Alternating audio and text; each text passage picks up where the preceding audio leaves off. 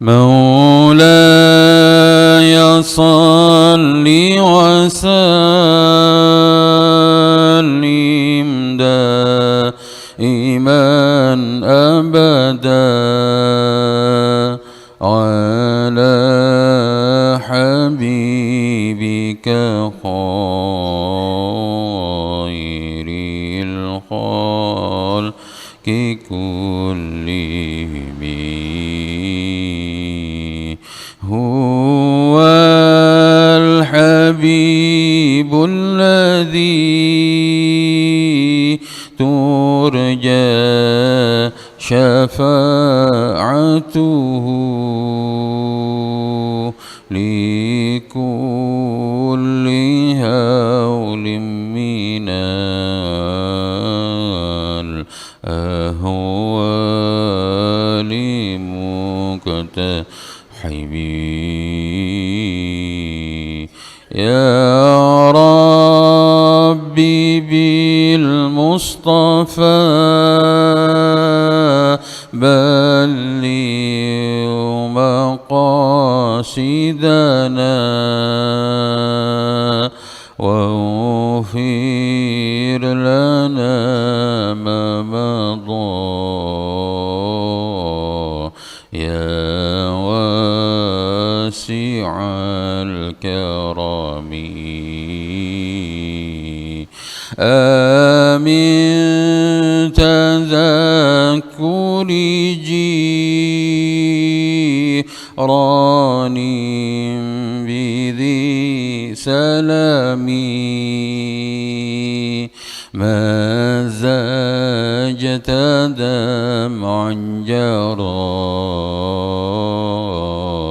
من مقلة بدمي. أم هبت الريح من تلقاء كاذبة وأوبض البرق في الظلماء من إضامي. فما لعينيك إن قلت ففهمتا وما لقلبك إن قلت استفيق يهيمي. مولاي صل وسلم دائما أبدا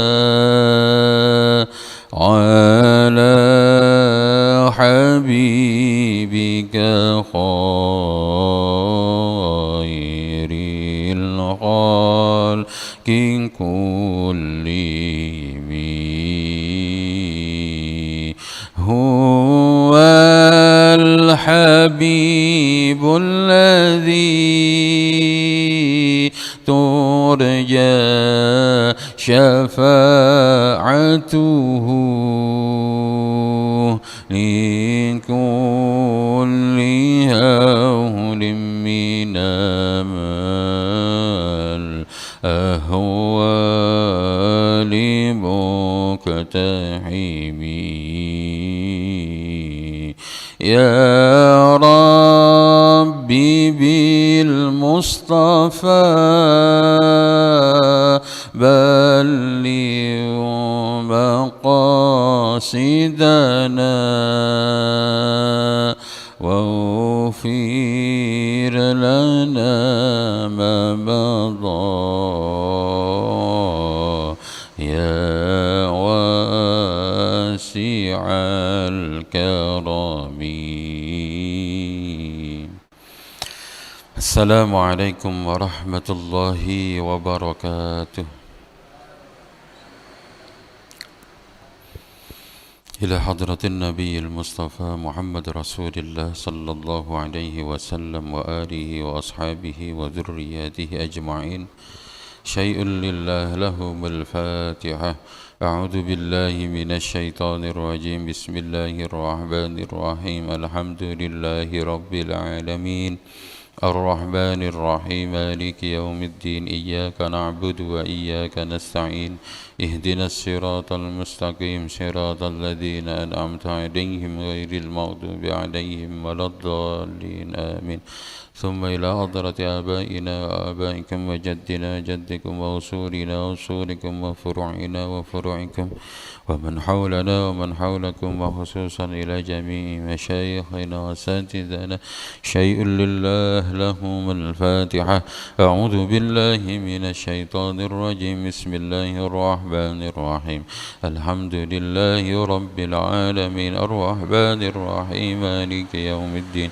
إياك نعبد وإياك نستعين. اهدنا الصراط المستقيم صراط الذين أنعمت عليهم غير المغضوب عليهم ولا الضالين آمين. Barokah lan wasilah majelis niki, mugi-mugi sedaya hajat kula panjenengan sedaya dipun ijabah kalian Allah Subhanahu wa taala, dipun paringi putra-putri ingkang soleh solehah, dipun paringi rezeki ingkang kathah jembar barokah, akhir hayat kita dipun paringi husnul khatimah. Al-Fatihah. أعوذ بالله من الشيطان الرجيم. بسم الله الرحمن الرحيم. الحمد لله رب العالمين الرحمن الرحيم مالك يوم الدين. إياك نعبد وإياك نستعين. اهدنا الصراط المستقيم صراط الذين أنعمت عليهم غير المغضوب عليهم ولا الضالين آمين. رب اشرح لي صدري ويسر لي أمري واحلل عقدة من لساني يفقه قولي. ربي زدني علما نافعا وارزقني فهما. أعوذ بالله من الشيطان الرجيم. بسم الله الرحمن الرحيم. ولا تلبسوا الحق بالباطل وتكتموا الحق وأنتم تعلمون. أقيموا الصلاة وآتوا الزكاة واركعوا مع الراكعين. أتأمرون الناس بالبر وتنسون أنفسكم وأنتم تتلون الكتاب أفلا تعقلون. واستعينوا بالصبر والصلاة وإنها لكبيرة إلا على الخاشعين الذين يظنون أنهم ملاقو ربهم وأنهم إليه راجعون. Al-ayah. Sadaqallahul azim. Jamaah sekalian, monggo sareng-sareng kita niatkan lenggah kita, niat nderek tindak lampai Kanjeng Nabi, niat i'tikaf, niat talabul ilmi. Bismillahirrahmanirrahim. Nawaitul i'tikaf sunnatan lillahi ta'ala. Kaping kalih lenggah kita di sini mugi-mugi dicatat kalian Allah Subhanahu wa taala sebagai bentuk kesyukuran kita kepada Allah, karena kita sedikit banyak telah merasakan nikmatnya lalu kita ucapkan alhamdulillahi rabbil alamin. Bagian dari janji Allah, akhirnya Allah mudahkan kepada kita, Allah gerakkan hati kita, Allah mampukan kita untuk hadir secara istiqomah tenggene majelis niki dalam rangka juga untuk mengikuti perintah Allah yang lain lagi. Mugi-mugi dicatat. Allahumma amin. Kaping 3 salawat serta salam. Allahumma salli ala sayyidina Muhammad. Allahumma salli ala sayyidina Muhammad. Allahumma salli ala sayyidina Muhammad. Seorang nabi yang telah memurnikan kembali risalah kenabian yang dibawa oleh nabi-nabi yang sebelumnya, sehingga kita mendapatkan mutiara yang asli, emas yang asli, ajaran yang asli sing saking Allah Subhanahu wa taala kita tidak ragu, kita sangat yakin bahwa ini dari Allah, dan kalau ini dari Allah artinya semua kebenarannya dijamin. Maka adanya beliau di tengah-tengah kita patut kita syukuri dengan bersama-sama mengucapkan Allahumma salli ala Sayyidina Muhammad. Para bapak, para ibu, para sederek jamaah Majelis Ta'lim Al-Hidayah ingkang sangat kula banggakan, sampailah kita pada ayat ke-42 dari surah Al-Baqarah, melanjutkan dari ayat yang sebelumnya yang sempat kita bicarakan, yang sempat kita kaji, bagaimanakah tingkah lakunya orang-orang Bani Israel. Kita diceritakan oleh Allah agar kita mengambil iktibar dan jangan menjadi Bani Israel yang kedua. Bismillahirrahmanirrahim. Wala talbisul haqqa bil batili wa taktumul haqqa wa antum ta'lamun. Bani Israel niki sing dijak ngomong tenggene ayat niki nggih Bani Israel memang khususnya, tapi ini juga untuk kita. Karena ayat ini, karena Al-Qur'an ini niki dikhitabkan kepada Nabi Muhammad dan juga umatnya. Dawuhe Gusti Allah, jangan kamu mencampur adukkan sesuatu yang hak bil batili dengan sesuatu yang batil. Wa taktumul haqqa, dan kamu menyembunyikan perkara yang hak. Wa antum ta'lamun, sedangkan kalian mengetahui. Wa aqimus salata wa atuz zakata warka'u ma'ar raki'in. Dirikanlah salat, berikanlah atau tunaikanlah zakat, dan berlukuklah bersama orang-orang yang rukuk. Atamuruna an-nasa bil birri wa tansawna anfusakum wa antum tatluna al-kitab. Apakah kamu akan memberi perintah kepada manusia untuk melakukan kebaikan, tapi kalian melupakan diri kalian sendiri, sedangkan kalian tahu isi dan kalian membaca Alkitab. Afala ta'qilun, apakah kalian enggak mikir? Wasta'inu bis sabri was shalah, mintalah tolong kepada Allah dengan sabar dan dengan salat. Wa innaha lakabiratun illa 'alal khashi'in. Salat itu berat kecuali bagi orang-orang yang khusyuk. Siapa orang-orang yang khusyuk? Alladzina yadhunnuna annahum mulaqu rabbihim. Orang-orang yang khusyuk itu adalah orang yang senantiasa menyangka bahwa dia akan bertemu dengan Allah. Wa annahum ilaihi raji'un, dan mereka meyakini mereka akan kembali kepada Allah. Mari satu-satu kita pelajari. Mugi-mugi dari penjelasan ini nanti menambahkan iman kita, menambahkan semangat untuk kita semakin taat kepada Allah. Bismillahirrahmanirrahim. Wala talbisul haqqa bil batili wa taktumul haqqa wa antum ta'lamun. Orang-orang Bani Israel, mereka tahu isi Alkitab mereka, kitab Taurat. Orang-orang Bani Israel sudah tahu bahwa nanti akan ada nabi yang terakhir, tapi mereka melakukan iltibas. Iltibas niku pengaburan. Jadi sing asale wis jelas akhirnya dirubah menjadi tidak jelas. Nama-namanya pelan-pelan, huruf demi hurufnya niku dikurangi. Sehingga berkurangnya huruf itu kemudian membuat maknanya berkurang. Lama-lama nanti akan hilang. Itu yang mereka lakukan. Tidak hanya itu, parahnya lagi mereka wataktumul haqqo, perkara sing hak niku benar-benar ditutupi. Jadi ada ayat-ayat yang sengaja dihilangkan oleh mereka. Kalau ndamel contoh, ada salah seorang namanya Abdullah bin Salam. Beliau asalnya adalah seorang pendeta Yahudi. Beliau melakukan sebuah kajian. Kemudian kajian itu berbuah pada sebuah kesimpulan bahwa kitab Taurat yang selama ini dia baca kayak nggak lengkap. Iki kok koyo ono sing aneh.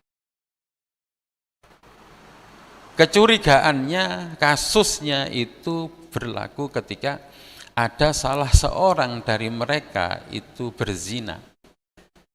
Kebetulan yang berzina itu adalah anak para pembesar Yahudi. Tetapi hukumannya niku aneh sekali menurut Abdullah bin Salam. Kok koyok ngene hukumannya? Kemudian Abdullah bin Salam bertemu dengan Nabi, menanyakan, bagaimana menurutmu, ini Abdullah bin Salam takon, bagaimana menurutmu jika ada seseorang yang berzina, apa hukumannya menurut Al-Quran dan menurut Islam? Kanjeng Nabi menjawabnya ya mudah saja dan jelas, bahwa orang yang berzina hukumannya harus dirajam. Abdullah bin Salam mendengar ini, kemudian kecurigaannya tadi itu semakin kuat. Satu, karena pelakunya adalah orang kuatnya Bani Israel. Yang kedua, kemudian mendapatkan jawaban dari Nabi Muhammad. Terus ngoten-ngoten melakukan studi terus-menerus, kajian, penelitian, akhirnya ketemu. Iya, benar. Nopo ada di kitab Taurat disebutkan bahwa orang yang berzina harus dirajam. Ngoten. Jadi asal mulane ngoten. Makanya benar hanjange dawe Al-Qur'an wa taktumul haqqo, menyembunyikan kebenaran. Niki para bapak ibu, hukuman ini niku semakin kesini, terutama pada pemerintahan Israel sekarang, orang-orang Zionis, hukuman mereka niku tambah suwe tambah aneh. Okay. Zaman biyen saja, zaman Nabi Muhammad lan saderenge, mereka niku nek berzina, kalau yang berzina pelakunya itu dari golongan bawah, mereka akan merajamnya, mula-mula ngoten. Tapi kemudian nek kapan pelakune wong gede, niki semacam ono diskon. Enten diskon. Tapi suwi-suwi tambah kesini, sak niki mereka mendefinisikan ulang hukum zina. Mereka kalau berzina sesama mereka, itu hukumannya baru dosa. Tapi kalau mereka berzina dengan selain mereka, misalnya ono wong Israel, orang wong Yahudi kok zina ambek wong Jawa, maka gak dosa. Niki tambah suwe tambah aneh, ngoten. Termasuk membunuh kalau yang dibunuh itu orang-orang Yahudi sesama mereka, mereka hukumannya berat. Tapi kalau membunuh orang selain orang mereka, maka tidak berdosa. Koyok mateni nyamuk. Terus kalau mereka melakukan praktek riba, riba bagi mereka haram. Tapi kalau riba itu dilakukan untuk selain mereka, boleh. Nah ini tambah suwi tambah aneh. Dan katanya alasannya, ya orang-orang ghaim, jadi kita ini disebut ghaim. Ghaim itu ya ibarat kata kafirnya kita. Orang-orang yang tidak beriman menggoi mereka, ya mereka itu tidak ubahnya seperti hewan saja. Yang boleh dibunuh, boleh diapa-apakan. Makanya bagi mereka itu gak dosa. Ngoten nggih. Lah niki ndudune napa? Ada penyimpangan ajaran. Talbisul haqqo bil batil. Ada pengkaburan perkara yang hak dan batil gak karo-karuan diolah demi kepentingan mereka. terutama bagi kepentingan para pembesar-pembesar Yahudi. Nah, Abdullah Salam pun kemudian menjadi Islam yang taat. Jadi setelah beliau mengkaji, meneliti kitab Taurat yang biasa beliau baca, akhirnya semakin kuatlah kecurigaannya bahwa Taurat wis diowah-owahi. Jadilah mereka napa niku benar apa yang di dalam Al-Quran sebutkan. Lalu ada orang lagi namanya Huyai. Huyai niki rojone Bani Nadir. Bani Nadir itu kumpulan orang-orang Yahudi, salah satu suku Yahudi yang berkumpul besar dan berada di Madinah, namanya Bani Nadir. Rajanya, pemimpinnya namanya Huyai. Huyai niki alim-alime orang Yahudi. Mereka sing paling alim jenenge Huyai ini niku tahu Taurat itu bagaimana bentuknya, sing asli, sing boten asli, sing wis diowah-owah. Nah, termasuklah kedatangan Nabi Muhammad itu sangat jelas dibaca oleh Huyai. Dan Huyai meyakini bahwa Muhammad inilah yang dikabarkan di dalam Taurat ini. Tapi karena Huyai niku merasa bahwa wah, aku saiki berkuasa nduk Madinah. Nabi Muhammad saiki nyidek nanggone aku, semua orang datang kepadanya. Iki khawatir nek kapan kekuasaannya kan lengser kan ngoten. Akhirnya para pengikutnya niku diprovokasi untuk memusuhi Nabi Muhammad.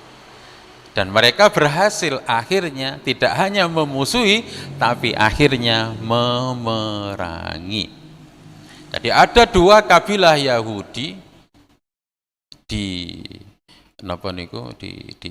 Madinah, salah satunya niki Bani Nadir niki. Pun niku Huyai, tapi Huyai ini kemudian nggak ada putri namanya Sofia. Sofia binti Huyai ini juga sama pinternya dengan bapaknya. Tapi beliau ini istimewa. Istimewanya nopo? Karena pernah satu ketika beliau itu bermimpi, kemudian ngobrol sama bapaknya, ngobrol sama pembesar-pembesar Yahudi. Mimpinya ini kok rada aneh, bahwa rumahnya itu dicebloki bulan. Tapi ketika itu beliau meyakini tengene jero atine, aku koyoke bakal dirabi Nabi Muhammad. Aku bakal dirabi Nabi Muhammad. Nah, ini keyakinan yang berdasarkan dengan pengetahuan beliau, Pak. Dan benar saja, yang waktu itu beliau niku sudah bersuami sebenarnya, di umur 15, umur 16 beliau sudah bersuami. Dan ketika Bani Nadir itu berperang melawan orang-orang muslimin yang ada di Madinah, Bani Nadir ini kalah. Dan yang terkorban salah satunya adalah suaminya Sofia. Juga bapaknya yaitu Huyai. Sofia pun ditawan oleh orang-orang muslimin. Setelah ditawan, melalui proses yang panjang, akhirnya Sofia pun diperistri oleh Nabi Muhammad sallallahu alaihi wasallam. Jadi ada dua orang hebat Bapak Ibu yang menjadi istrinya Rasulullah, tapi sebelum menjadi istrinya sudah punya perasaan bahwa saya akan dinikahi oleh Rasulullah. Yang lebih keren lagi tentunya Khadijah. Karena Khadijah wong alim, wong pinter, moco kitab Taurat, ngoco kitab Injil, lalu yakin bahwa Nabi ini sudah lahir, Nabi ini sudah hadir, dan saya tidak akan menikah kecuali dengan orang ini. Lah niku digoleki akhirnya ketemu, Pak.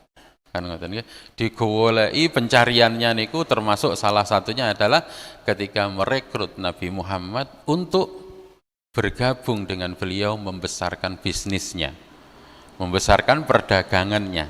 Tadi yang salah satu yang membesarkan bisnisnya siapa?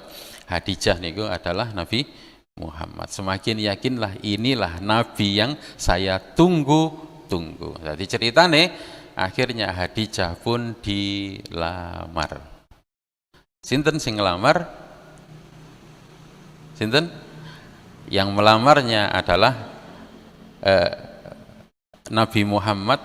Nabi Muhammad sing ngelamar niku Khadijah. Walaupun tidak langsung, Khadijah meminta salah seorang sahabatnya namanya Nafisah. Jadi Nafisah niki sing gending. Nggih, sing gending sinten? Nabi Muhammad. Istilah ngoten. Lah nek tenggene po kecik niki sing ngelamar sing estri napa sing jaler, Pak? Sing jaler nggih. Tapi kira-kira saumpama zaman sakniki kemudian kita mengikuti apa yang dicontohkan oleh Khadijah ngoten aneh napa mboten, Pak? Wong wedok ngelamar wong lanang. Ya napa monggo jenengan setuju ta mboten ngeten iki? Setuju nggih? Setuju.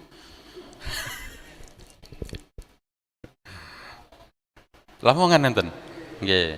Ada beberapa tempat kados tenggen kula di Nganjuk, tempat kelahiran kula. Dulu masih biasa napa niku tiang estri niku melamar tiang jaler, tapi duka sakniki.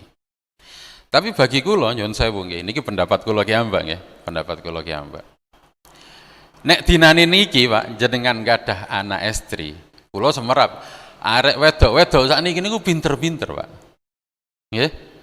Arek wedok-wedok sakniki niku pinter-pinter, akas-akas, nyambut gawene ya apik-apik. Nggih ta? Niki nek kapan kena wong lanang blendes ya melok blendes, Pak. Nggih mboten? Artinya nopo? Jenengan wis ngeramut anak wedok apik, terus marang ngoten saiki ngenteni wong lanang.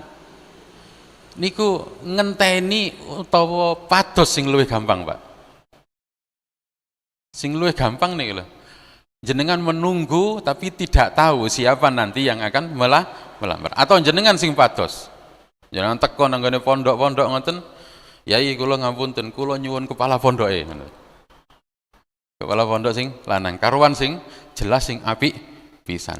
Mboten napa-napa kula lamari. Bagi saya nek fikrah kula untuk saat ini di mana para laki-laki yang baik mulai langka.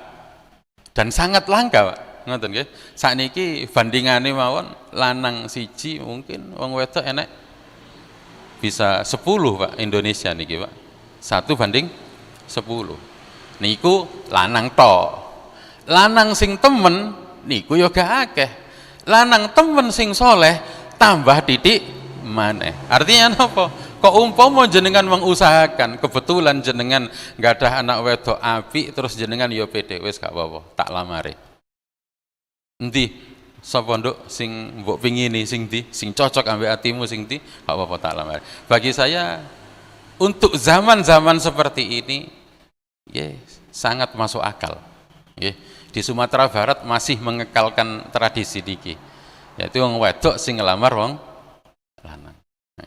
Juga tempo kecik, mari ngaji majelis mingguan niki BN jenengan duwe kadah kepikiran iya rek, bener kaya iku sih. Maksud kula napa? Mari kita buang stigma bahwa ya gengsi lah Ustaz, mosok wong wedok ngelamar wong lanang. Mboten ngoten, mboten usah gengsi-gengsian. Sakniki golek wong lanang niku angel saestu. Nggih, saestu angel. Nggih. Lanang sing temen nyambut gawene tok niku lha wis angel. Apa maneh nyambut gawene temen terus ibadah ya tambah angel. Nggih. Situk niku kadang ya wis karek situk. Ngoten nggih. Terus golekane ya mbuh ndi ngoten nggih. Sulit sekali. Bon. Jadi itu cerita tentang Khadijah yang beliau sangat yakin ketika beliau di umur belasan tahun meyakini bahwa Nabi iki koyoke lahir ini saat-saat ini. Kemudian beliau membesar semakin kuat pengetahuannya tentang Alkitab ini dan meyakini koyoke wong iki.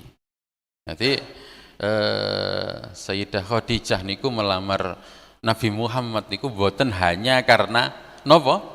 Karena Nabi Muhammad pinter dagang, enggak. Empun diincer suwi, Pak. Kait lahir niku. Kait lahir karena pengetahuannya luar biasa. Itulah kelebihan orang-orang yang mempunyai ilmu. Dadi nek wong duwe ilmu niku wis menang start nisi.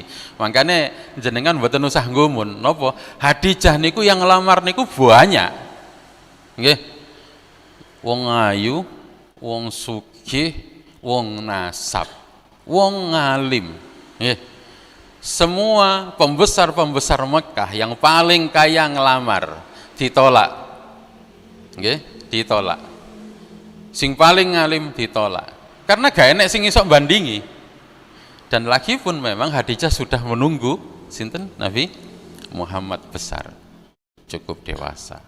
Niku Allahumma sholli ala sayyidina Muhammad. Kita lanjutkan cerita orang Bani Israel, ya. Kula khawatir napa sing kula khawatirkan negara kita niki kelakuane bae sebagian ana sing kaya Bani Israel. Napa niku? Hukumannya itu kalau untuk orang biasa niku temenan, Pak. Sesuai undang-undang. Tapi engken nek kapan sing ngelakoni niku wong gedhe. Niku undang-undangnya iso disulap, Pak. Bukankah ini ciri-ciri yang disebutkan wala talbisul haqqo bil batili wa taktumul haqqo wa antum ta'lamun. Na'udzubillah.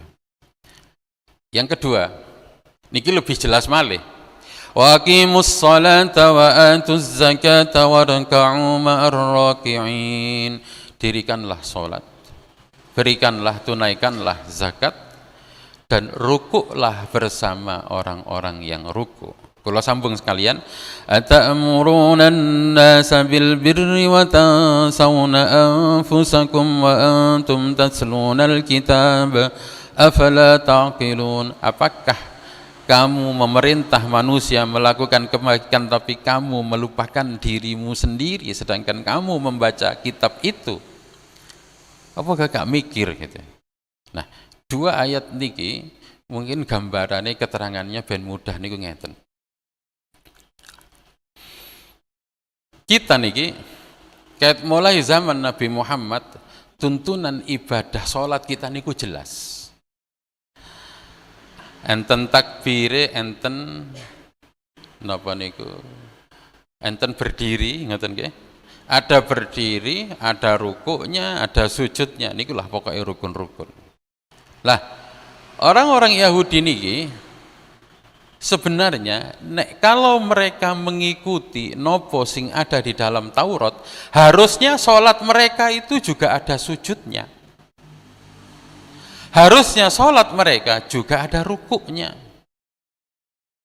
Nah, sakniki niku diperpendek, Pak. Sholat mereka niku diperpendek. Ya. Makanya didhawuhi ambek Gusti Allah, ruku ben padha ambek wong rukuk sing liyane. Niki cerita dulunya ngoten.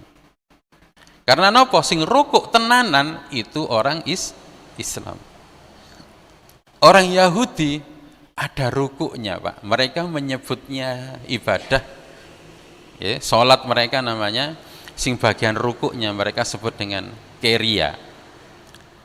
Keria niku kadang ono, kadang gak ono kan ngoten. Akhirnya keria pun tetap dilaksanakan tapi dengan napa niku? Dengan bentuk yang rodok berbeda. Nek jenengan nate semerap orang Yahudi salat ngoten. Berdiri ngeten, terus ngoten ngeten lah. Gerakannya begini, yeah. Kayak begitu. Tapi rada cepet.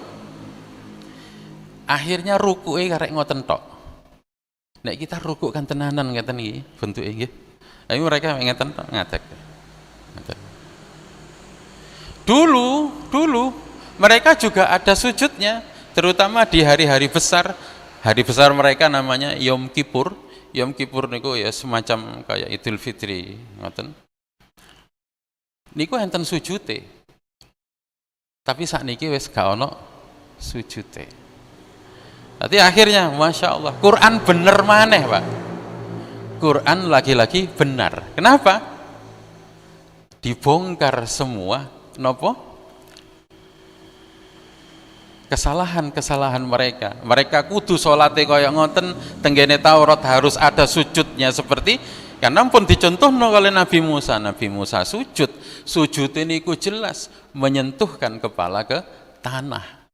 Ini kan jelas sami kali kita kan sujud. Tapi mereka sujudnya dihilangkan. Kemudian rukuk pun karek separuh kan ngoten nggih.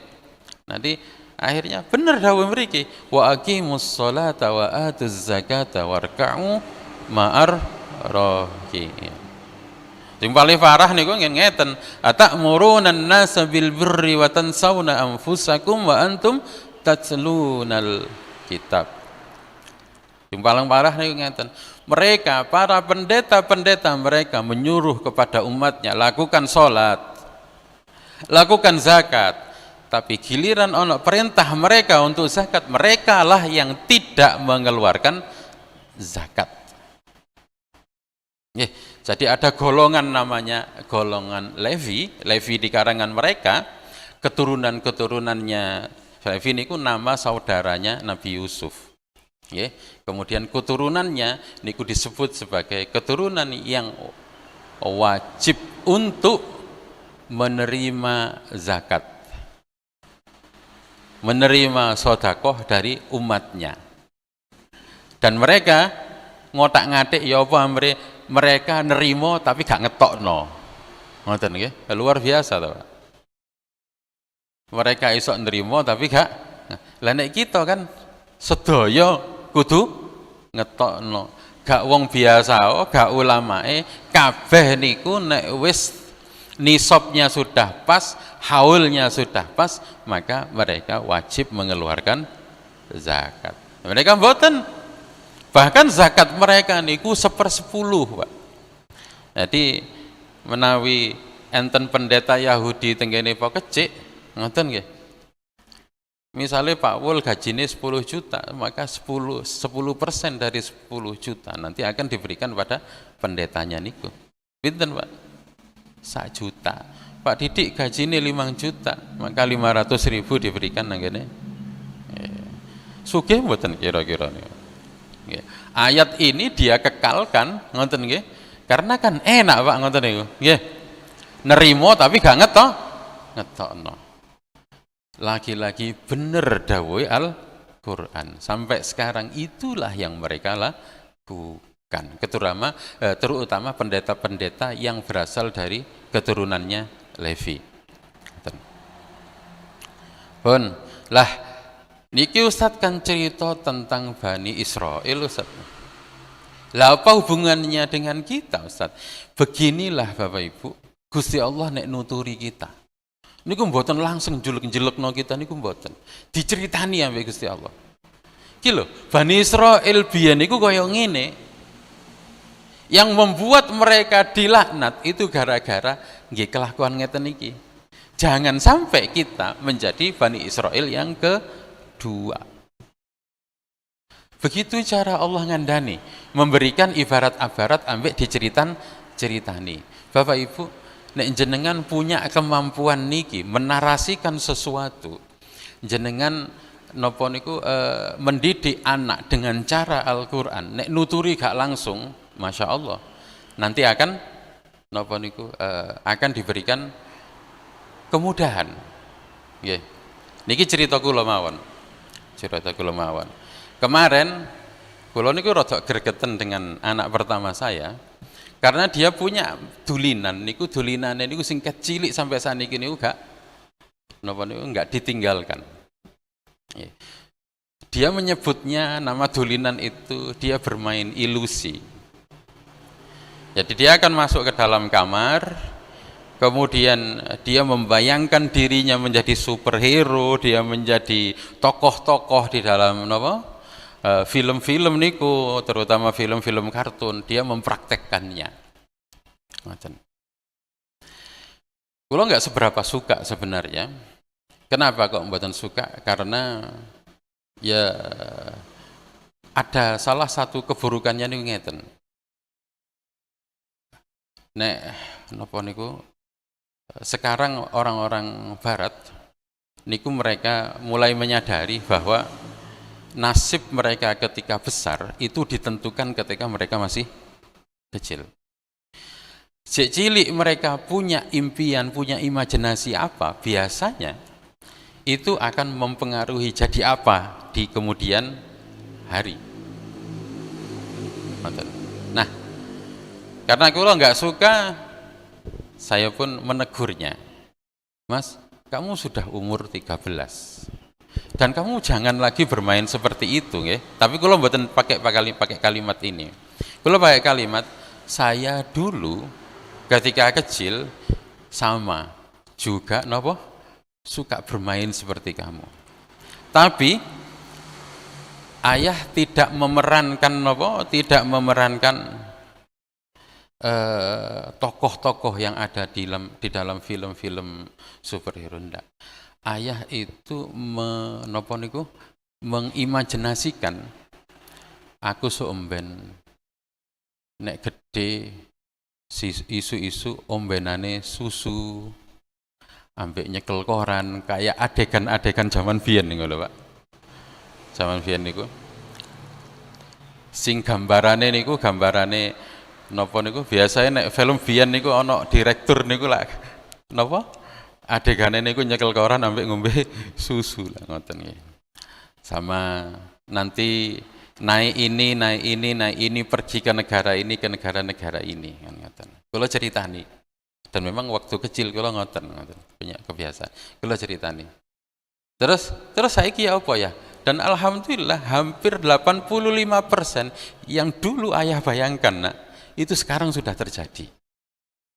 Lah nek awakmu ngimpimu iso miber, iso dadi superhero, kayaknya gak maduk deh.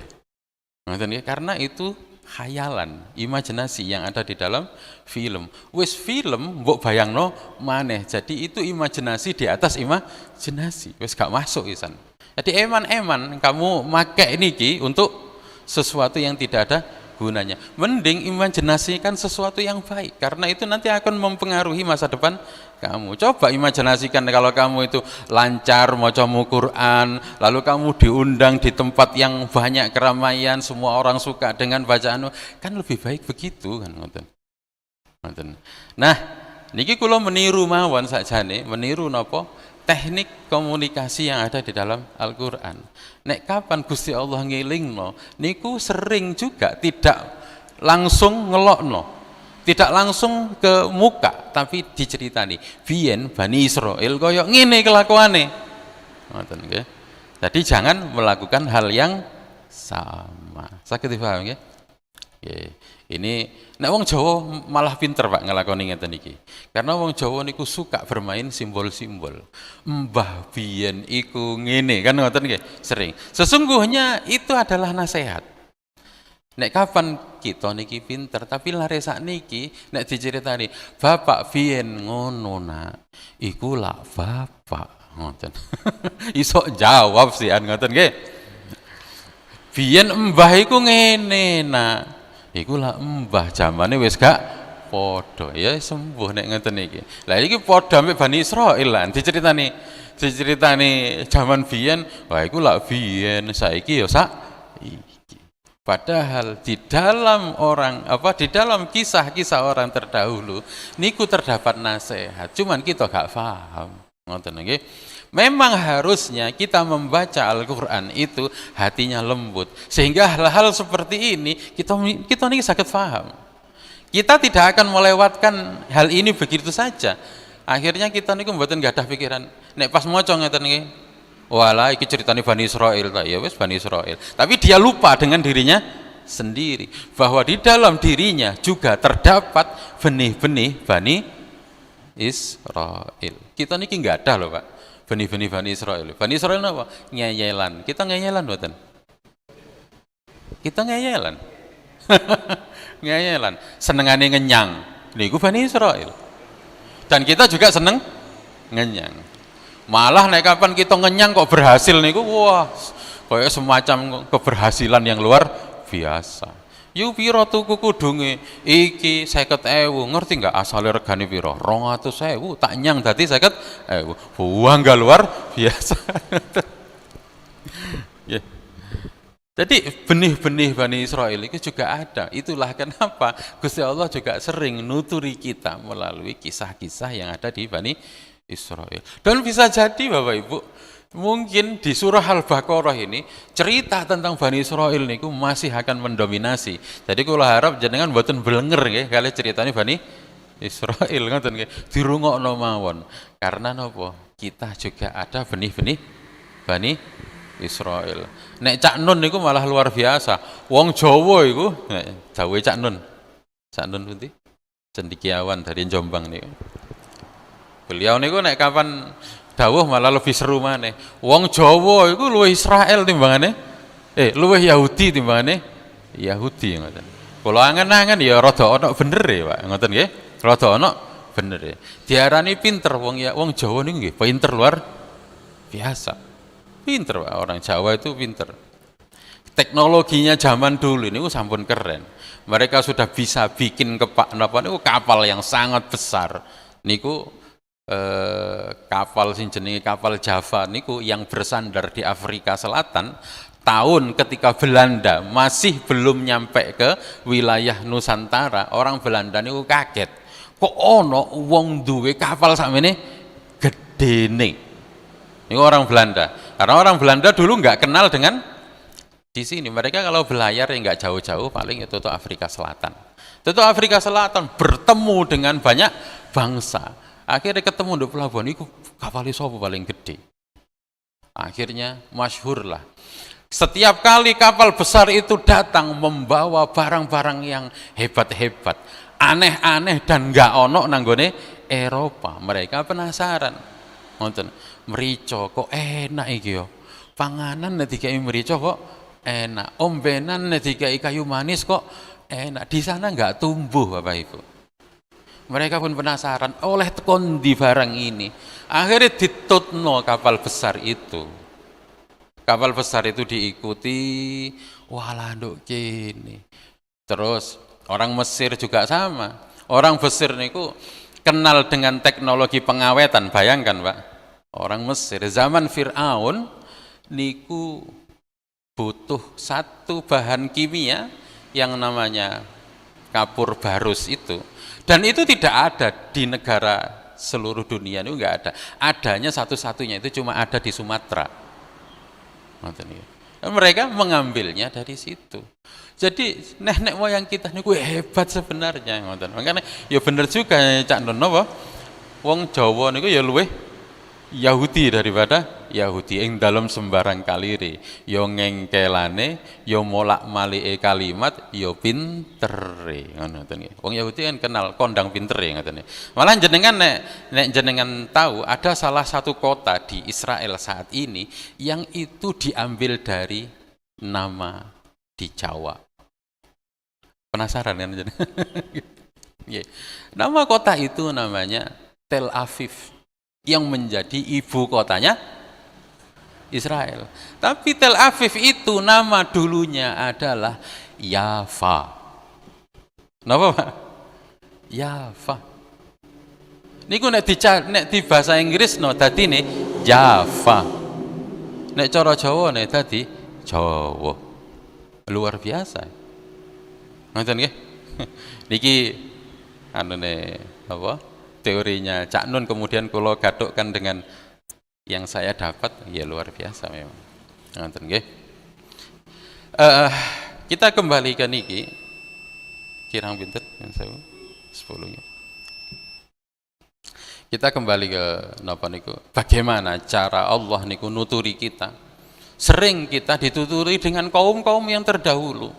Bani Israel, kaum Ad, Nabi Soleh, kaum Lut. Niku diceritakan semuanya karena nanti akan berpola, Pak. Akan terulang lagi. Cerita yang ada di dalam Nabi Lut, kaumnya Nabi Lut, niku ya sekarang sudah berulang lagi. Sudah ada lagi. Cerita yang ada di kaumnya Nabi Soleh juga ada. cerita yang ada pada Bani Israel tambah awakeh kehidupan kita itu banyak napa niku ternyata polanya mirip seperti Bani Israel. Makanya nabi-nabi itu hampir 90% itu dari golongan Bani Israel. Mungkin orang Bani Israel sakit berbangga nggih. Lihat para nabi itu keluarnya turunnya dari kaum kami. Tapi nek kita gak usah cilik hati, Pak. Nggih. Walaupun tidak ada nabi teko wong Jawa ngoten nggih, jenengan gak usah cilik hati. Niku nek jenengan petuk wong Israel terus berbangga dengan napa niku dengan nabi-nabi yang banyak diturunkan ke mereka, lalu mereka ngelokno jenengan wales ngeten mawon. Kenapa kok nabi itu banyak diturunkan di daerah kamu? Ya karena kamu terlalu dengkal. Terlalu angel kan dah? Nah, nek kami niki gak usah di napa niku nabi gak usah datang ke sini, krungu kabare tok wis iman. Lah ngoten nggih? Alhamdulillah. Yes, ngono lho Pak, gawe membela diri sampai gawe menghibur diri. Ngoten. Tapi kan nyatanya memang ngoten. Orang Indonesia, orang Jawa tidak ada kan nabi. Yang ada kan hanya keturunan-keturunan, hanya ada ulama-ulama yang datang ke sini. Kita pun langsung percaya, sami'na wa ata'na. Kita mendengar dan kita taat. Mereka sami'na wa asaina. Kami mendengar tapi kami enggak mau, ngoten. Niku mereka. Ngoten. Inilah bedanya, ngoten nggih. Di kalangan orang Arab ada namanya Nabi Ismail. Walaupun juga turunannya Nabi Ibrahim. Ngoten. Mungkin yang sedikit tadi bisa memberikan manfaat untuk kita semuanya. Ada banyak hal dari pertemuan kita hari ini. Yang pertama, kalau kita berkomunikasi dengan anak, dengan murid, dengan santri, coba ayo tiru gaya Al-Quran berbicara, berkomunikasi. Nomor 2, nggak ada salahnya Bapak Ibu sing nggak ada anak wedok-wedok ngelamar. Kenapa? Yeah. Bahkan kalau cerita sendiri, niki sing kula alami sendiri niku napa? Abah almarhum Abah Kuso niku yang ngelamar ke bapak saya. Ngoten. Jadi ya enggak apa-apa, ngoten nggih. Memang wis enek contoh nih ket biyen kan ngoten nggih. Ngoten. Dadi gak usah izin, gak usah gengsi ngoten. Ustaz, mosok enek apa bunga mencari kumbang. Masalahnya kita kan bukan perumpamannya kumbang dan bunga lah. Sapa sing ngongkon kumbang dan bunga? Kita ini sama-sama manusia kan ngoten ya. Lalu yang ketiga, pesan-pesan yang ada di ayat-ayat yang sudah sampaikan niku enten batasan-batasan. Jangan sampai kita mengulangi kesalahan yang sama. Bismillahirrahmanirrahim. Wal 'asri innal insana lafi khusrin illa alladzina amanu wa 'amilus solihati wa tawasaw bil haqqi wa tawasaw bis sabr. Subhanakallahumma wa bihamdika asyhadu an la ilaha illa anta astaghfiruka wa atubu ilaik. Subhanakallahumma wa bihamdika asyhadu an la ilaha illa anta astaghfiruka wa atubu ilaik. Subhanakallahumma wa bihamdika asyhadu an la ilaha illa anta astaghfiruka wa atubu ilaik. Assalamualaikum warahmatullahi wabarakatuh.